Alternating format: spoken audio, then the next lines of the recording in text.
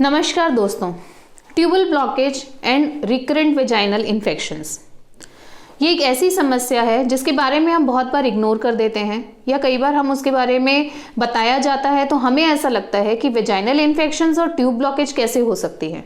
आज हम इसी के बारे में चर्चा करेंगे। उससे पहले अगर आपने हमारा चैनल लाइक नहीं किया है तो अभी लाइक कीजिए, सब्सक्राइब कीजिए और शेयर कीजिए ये वीडियो उन लोगों के साथ जिनको ऐसी कोई समस्या हो सकती है।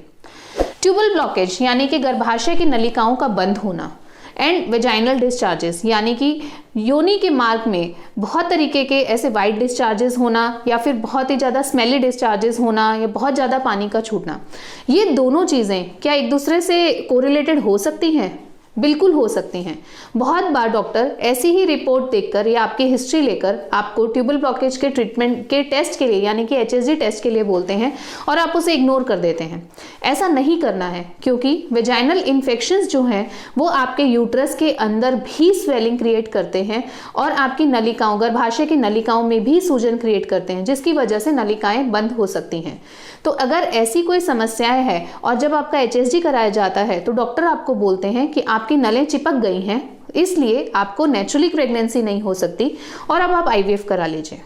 सबसे पहले जानते हैं वेजाइनल इन्फेक्शंस के रीज़न क्या हो सकते हैं। वेजाइनल इन्फेक्शंस बहुत ज़्यादा पब्लिक टॉयलेट्स यूज़ करने से हो सकते हैं, हस्बैंड के सीमन में किसी तरीके का इन्फेक्शन है तो उससे भी हो सकते हैं, या फिर किसी तरीके से अगर वेजाइना में कोई इन्फेक्शन पेनिट्रेट कर गया है, जैसे अल्ट्रासाउंड हम TVS करवाते हैं, वहाँ पर हाइजीनिक कंडीशंस मेंटेन नहीं है या ऑफिस में पब्लिक टॉयलेट्स अच्छे से मेंटेन नहीं है या हमने हाइजीन में किसी तरीके की कोताहली बरती है, तो उन वजहों से आ सकते हैं। एक बार अगर वेजाइनल इन्फेक्शन हो जाता है और लॉन्ग टर्म तक उसे ट्रीट नहीं करते हैं तो वही वेजाइना आपके यूट्रस के अंदर के पैसेज तक भी जाती है और इसी वजह से यूट्रस के अंदर भी इन्फेक्शन होता है और गर्भाशय नलिकाएं जो कि यूट्रस से जुड़ी हुई हैं वहां तक ये जाता है और ट्यूब के अंदर समस्या करना शुरू कर देता है। कई बार ये हाइड्रोसेल्पिंग्स तक क्रिएट कर सकता है, बट यहाँ पर हम ट्यूब की सूजन की बात कर रहे हैं जिसकी वजह से ट्यूब्स चिपक जाती हैं।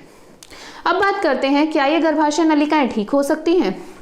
अगर आपकी ट्यूबल ब्लॉकेज आई है तो रूट कॉज को समझते हुए आप ये समझिए कि आयुर्वेद के माध्यम से आप इसको ठीक कर सकते हैं। हालांकि मैं दावे से कह सकती हूँ कि ट्यूबल ब्लॉकेज आते ही आपको या तो लेप्रोस्कोपी की सलाह दी जाती है जिसमें 10 to 15% चांसेस हैं कि ट्यूब ठीक हो जाएंगी, और ऐसी चिपकी हुई ट्यूब्स ठीक होने के चांसेस नहीं होते क्योंकि वहाँ की जो मांसपेशियाँ हैं उनमें सूजन होती है और ट्यूब बहुत ज़्यादा चिपकी रहती हैं। और उसके बाद आपको नेक्स्ट स्टेप पर IVF की सलाह दी जाती है जो कि एक इंटेंसिव प्रोसीजर है जिसकी ज़रूरत नहीं है। तो आप क्या करें? सिंपल सा सॉल्यूशन है, आयुर्वेद अपनाएं। आयुर्वेद के माध्यम से आप इस यूट्राइन इन्फेक्शंस को पहले ट्रीट करेंगे, उसके बाद आप अपनी नलिकाओं में जो ये सूजन आई है उसको ठीक करिए और ट्यूब की फंक्शनैलिटी के लिए वापस से थेरेपी के माध्यम से या जो पंचकर्मा प्रोसीजर्स हम उत्तर बस्ती के थ्रू देते हैं या अदर प्रोसीजर्स हम आपके इन्फेक्शंस के अकॉर्डिंग डायग्नोस करते हैं और उसको प्लान करते हैं, वो ट्रीटमेंट जब आप करते हैं तो आपकी ये ट्यूब्स ऑलमोस्ट 90% चांसेस होते हैं कि बिल्कुल ठीक हो जाती हैं। तो अब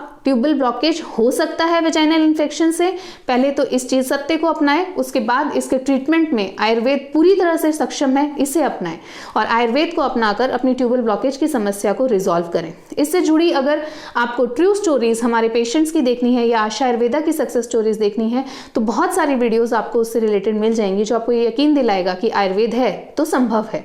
धन्यवाद।